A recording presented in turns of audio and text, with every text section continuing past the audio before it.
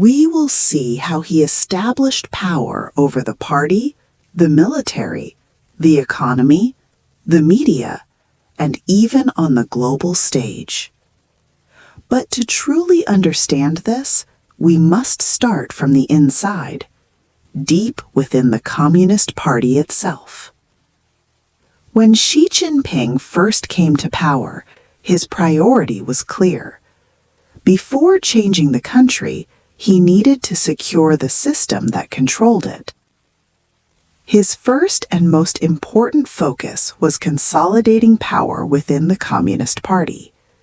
In China, real authority does not come from elections or public popularity. It comes from control over the party. Xi understood this better than anyone. Soon after taking office, he launched what became known as the Anti-Corruption Campaign. Officially, this campaign was presented as a moral effort to clean corruption and restore discipline. But politically, it served a much deeper purpose.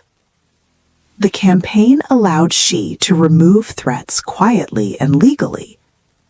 Many senior party members who opposed him suddenly came under investigation. Some were accused of corruption. Others were forced into early retirement. A few simply disappeared from public life. These were not random actions. They were carefully planned moves. Each investigation sent a signal. Each removal strengthened Xi's position. The message inside the party was unmistakable. No one was beyond reach. One powerful example involved a high-ranking military general who openly resisted Xi's policies. Not long after, corruption charges were announced.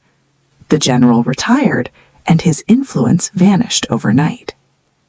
This single event echoed across the entire political system. It told every party member one thing very clearly: challenging Xi Jinping's authority was dangerous. Once resistance inside the party weakened, Xi moved to secure the military. In China, control of the army means control of the state. Senior generals were reshuffled, loyal officers were promoted, military leadership was brought directly under party and Xi's oversight. At the same time, Xi expanded his control over China's economy. State-owned enterprises, which form the backbone of China's economic power, were placed under stricter party supervision. Key economic projects no longer moved independently. Major decisions flowed upward, toward the center of power, toward Xi. By controlling state-owned companies and long-term development plans, he ensured that economic strength supported political authority. Then came media and public messaging. News outlets, online platforms, and education systems were aligned with party ideology. Alternative voices were limited. Official narratives became dominant. This was not just censorship, it was coordination. By shaping what people saw, heard, and learned, Xi strengthened public acceptance of centralized leadership. Slowly but decisively, power that once belonged to committees, factions, and institutions was concentrated into a single position.